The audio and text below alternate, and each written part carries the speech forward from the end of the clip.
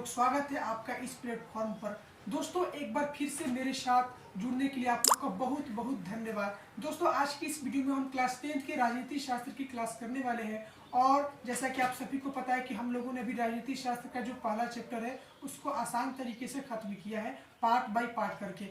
इस चैप्टर को भी हम लोग पार्ट बाय पार्ट करके खत्म करने वाले हैं। तो चलिए हम लोग बिना किसी देरी के वीडियो को क्लास को स्टार्ट करते हैं।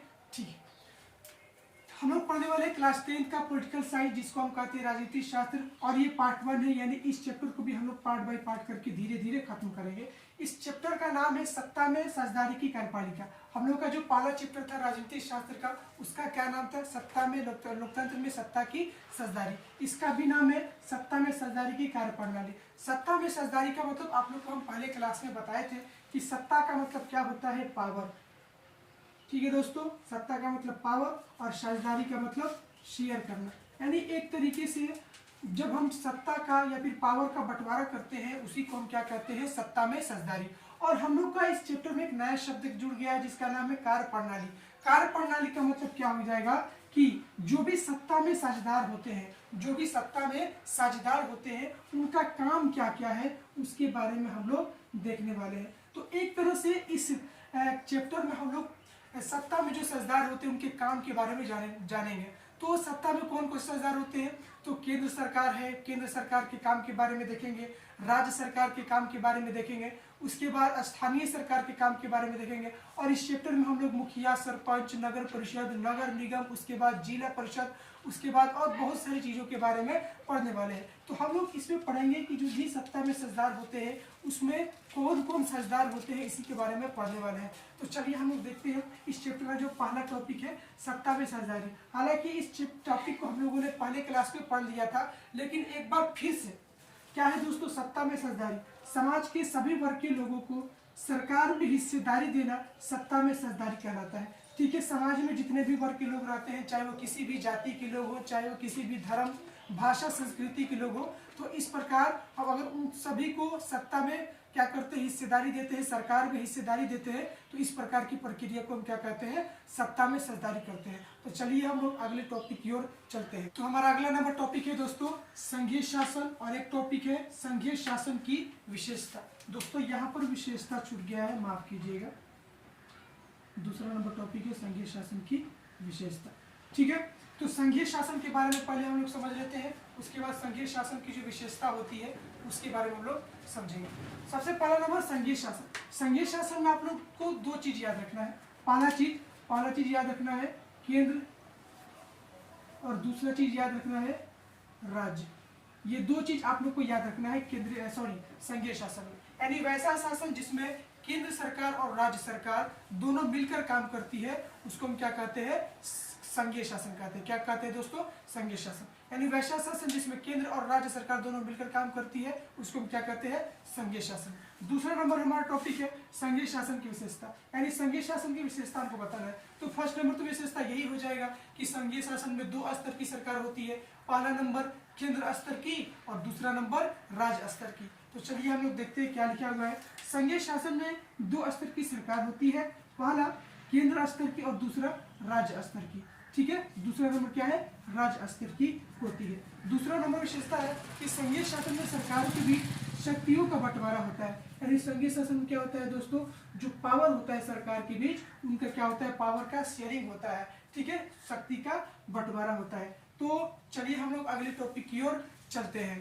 तो दोस्तों हमारा नेक्स्ट नंबर टॉपिक है एकात्मक शासन, और इसके बाद वाला टॉपिक है केंद्र शासित प्रदेश। सबसे पहले हम लोग समझने वाले हैं एकात्मक शासन के बारे में। इससे पहले हम लोगों ने समझा था संघीय शासन। संघीय शासन को हम संघात्मक शासन भी कहते हैं और संघीय शासन भी कहते हैं, यानी दोनों को बात करें तो दोनों मिलाकर एक ही होता है। तो संघात्मक शासन या फिर संघीय शासन में हमने क्या बताया था आप लोगों को? ये बताया था कि एक ऐसा शासन जिसमें केंद्र सरकार और राज्य सरकार दोनों मिलकर काम करती है, तो उस प्रकार की शासन व्यवस्था को हम क्या कहते हैं? संघीय शासन कहते हैं। प्यारे दोस्तों इसमें क्या होता है? जो एकात्मक शासन में इसमें होता है कि एक ऐसा शासन जिसमें केवल केंद्र सरकार काम करती हो। ठीक है दोस्तों, जिसमें केवल किसका शासन रहेगा? केंद्र सरकार का शासन रहेगा, तो उसको हम क्या कहते हैं? एकात्मक शासन कहते हैं। एकात्मक शासन में आपको केवल केंद्र सरकार याद रखना है। ठीक है दोस्तों, क्या याद रखना है? केंद्र सरकार। ठीक है, समझ गए? चलिए हम लोग अगले टॉपिक की ओर चलते हैं। दूसरा नंबर टॉपिक है हमारा इसके बाद वाला केंद्र शासित प्रदेश। आप लोग सुने होंगे कि भारत में हमारे राज्य हैं, केंद्र शासित प्रदेश है। राज्य कितने हैं? 28 है। अगर हम बात करेंगे केंद्र शासित प्रदेश की, तो अभी वर्तमान में केंद्र शासित प्रदेश कितने हैं? तो अभी वर्तमान में केंद्र शासित प्रदेश है हमारा 8 है। कितने केंद्र शासित प्रदेश है? तो 8 केंद्र शासित प्रदेश है हमारे। तो हम लोग केंद्र शासित प्रदेश के बारे में समझने वाले होते हैं। जो केंद्र शासित प्रदेश होता है वहां पर किसका शासन होगा? केंद्र सरकार का होगा। किसका होगा? केंद्र सरकार का होगा। यहाँ पर सवाल क्या है? केंद्र प्लस शासित, यानी केंद्र सरकार और जहाँ पर किसका शासन हो, किसका शासन हो? केंद्र सरकार का, तो उसको हम क्या कहते हैं? केंद्र शासित प्रदेश कहते हैं। तो एक जहाँ पर केंद्र सरकार का शासन होगा उसको हम क्या कहेंगे? केंद्र शासित प्रदेश कहेंगे। अगर हम बात करें केंद्र शासित के बारे में और कुछ, तो केंद्र शासित जो केंद्र सरकार के अधीन होते हैं, इन प्रदेशों का प्रशासन राष्ट्रपति द्वारा नियुक्त उप राज्य या प्रशासक के माध्यम से होता है। यानी यहाँ पर कौन शासन करता है? यानी यहाँ के जो शासन का प्रबंधन है, शासन का व्यवस्था, ये कौन करता है? उप राज्यपाल करता है। और उप राज्यपाल को कौन नियुक्त करता है? तो राष्ट्रपति करता है। तो केंद्र शासित प्रदेश के बारे में आप लोग को इतना ही याद रखना है कि केंद्र शासित प्रदेश भारत के एक ऐसे क्षेत्र होते हैं जो केंद्र सरकार के अधीन होते हैं। और यहाँ पर क्या होता है कि राष्ट्रपति द्वारा नियुक्त किया जाता है किसको? उपराज्यपाल को। और उपराज्यपाल केंद्र शासित प्रदेश के शासन के प्रबंधन को जो कि देखरेख का काम करता है। तो चलिए हम लोग अगले टॉपिक की ओर चलते हैं। तो प्यारे दोस्तों, हमारा इस पार्ट का अगला नंबर टॉपिक है समवर्ती सूची। क्या है दोस्तों? समवर्ती सूची। यानी हम लोग समवर्ती सूची के बारे में आसानी से समझने वाले हैं। समवर्ती सूची के समझने से पहले हम लोग सबसे पहले जान लेते हैं तो 3 प्रकार का सूची होता है। कितना दोस्तों? 3 प्रकार का। एक केंद्र सूची होता है, दूसरा नंबर राज्य सूची होता है, और तीसरा नंबर पर हमारा आ जाएगा समवर्ती सूची। ठीक है दोस्तों, तीसरा नंबर पर क्या आ जाएगा? समवर्ती सूची। इन दोनों के बारे में हम थोड़ा थोड़ा समझ लेते हैं।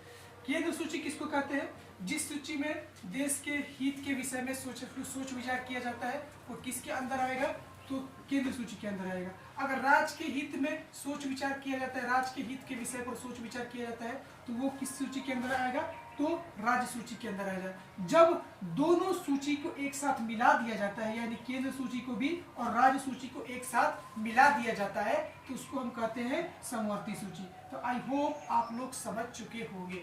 ठीक है दोस्तों, तो इसके बारे में हम थोड़ा सा पढ़ लेते हैं कि समवर्ती सूची भारतीय संविधान की वह सूची है जिसमें ऐसे विषय शामिल होते हैं जिन पर केंद्र और राज्य दोनों कानून बना सकते हैं। हम लोग क्या देखे थे? केंद्र सूची में केवल केंद्र सरकार कानून बना सकता है, राज्य सूची में केवल राज्य सरकार कानून बना सकता है, लेकिन समवर्ती सूची में ये दोनों सरकार जो है कि कानून बना सकता है। इसके बारे में एक और थोड़ा सा पॉइंट है कि अगर मान लीजिए इन दोनों के बीच किसी विषय को लेकर विरोध हो गया, एक तरह सा विवाद हो गया, तो इन दोनों में से किसका मान्यता रहेगा? तो आप याद रखिएगा, इन दोनों में से जो है कि केंद्र सरकार के विषय का जो है कि मान्यता रहेगा। ठीक है दोस्तों, किसका मान्यता रहेगा? केंद्र सरकार का।